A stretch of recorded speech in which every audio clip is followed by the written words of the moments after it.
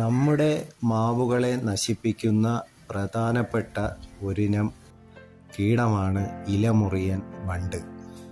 തളിരിലകളാണ് ഇവ പ്രധാനമായും നശിപ്പിക്കുന്നത്. ഇവയ്ക്കെതിരെ മാവിൻ്റെ മൂട്ടിൽ പുകയ്ക്കുകയും വേപ്പിൻ എണ്ണ ഉപയോഗിച്ചുള്ള ജൈവ കീടനാശിനികൾ ഉപയോഗിക്കുകയും ചെയ്യുന്നു.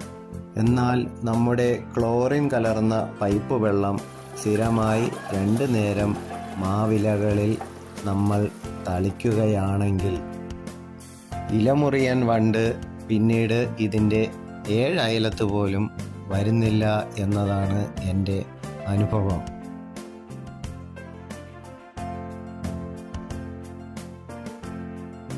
എൻ്റെ വീട്ടിലെ മാവിൻ തൈയിൽ ഞാൻ ഇതുപോലെ ഉപയോഗിച്ച് റിസൾട്ട് ഉണ്ടായ കാര്യമാണ്